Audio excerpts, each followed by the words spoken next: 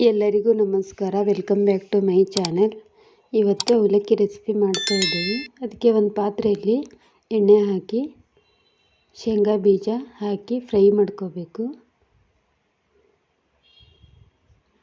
ಅದು ಫ್ರೈ ಮಾಡ್ಕೊಂಡಾದ ನಂತರ ಅದೊಂದು ಪ್ಲೇಟಲ್ಲಿ ತಗೊಂಡು ಅದರಲ್ಲೇ ಪುಟಾಣಿ ಹಾಕಿ ಫ್ರೈ ಮಾಡ್ಕೋಬೇಕು. ಇದು ಸಂಜೆ ಟೀ ಟೈಮ್ ಜೊತೆಗಂತೂ ತುಂಬಾ ಚೆನ್ನಾಗಿರುತ್ತೆ.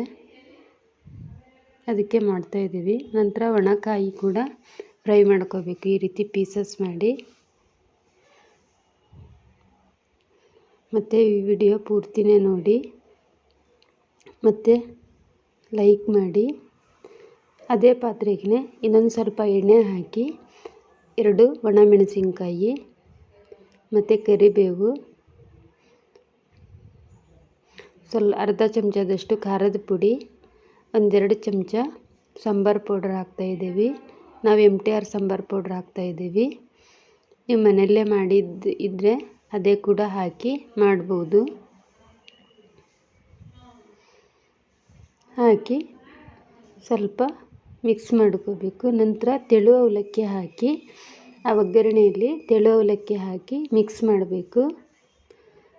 ಸಣ್ಣ ಉರಿಯಲ್ಲಿನೇ ಚೆನ್ನಾಗಿ ಮಿಕ್ಸ್ ಮಾಡ್ತಾ ಬರಬೇಕು. ಅದು ಗರಿ ಗರಿಯಾಗಿ ಬರಬೇಕು.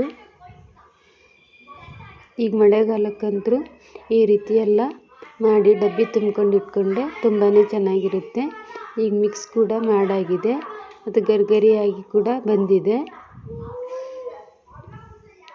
ಅದಕ್ಕೆ ಸ್ವಲ್ಪ ಉಪ್ಪು ಹಾಕಿ ಮಿಕ್ಸ್ ಮಾಡ್ಕೋಬೇಕು.